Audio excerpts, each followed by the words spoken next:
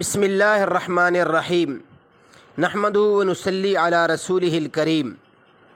میرے محترم سامعین، آج ایک دوست نے بڑا عجیب سوال پوچھا ہے کہ بچپن کی غلط کاریوں کا اب کیا علاج ہو۔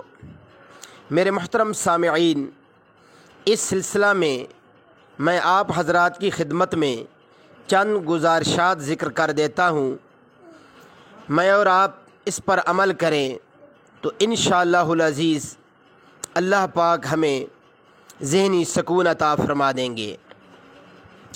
نمبر 1، نابالغی میں جو کچھ ہوا اس پر آپ کا مؤاخذہ نہیں، لہٰذا اس فکر میں نہیں رہنا چاہیے۔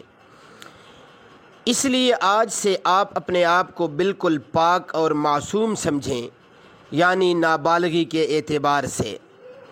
جب نابالغی کا وقت ختم ہو جاتا ہے، پھر بالغی کا وقت شروع ہو جاتا ہے، تو نابالغی کے کیے ہوئے گناہ ان کے اوپر تو کسی قسم کی گرفت نہیں ہے۔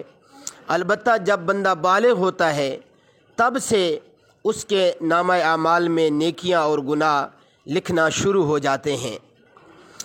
نمبر 2، آپ جن عوارض میں مبتلا ہیں ان میں سے کوئی لا علاج نہیں۔ آج سے آپ مایوسی بالکل ترک کر دیں اور کامل خود اعتمادی کے ساتھ قدم اٹھائیں۔ نمبر 3، گزارش آپ کی خدمت میں، اللہ تعالیٰ کے کسی نیک بندے سے تعلق پیدا کر کے اپنی ہر حالت اس کو بتایا کریں اور اس کے مشورے پر عمل کیا کریں۔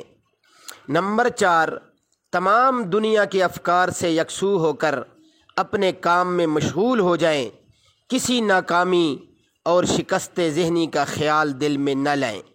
میرے محترم سامعین، یہ چند گزارشات تھی جو میں نے آپ حضرات کی خدمت میں ذکر کر دی ہیں۔ اللہ پاک ہمیں ان پر عمل کرنے کی توفیق عطا فرمائے۔ وآخر دعوانا ان الحمد للہ رب العالمین۔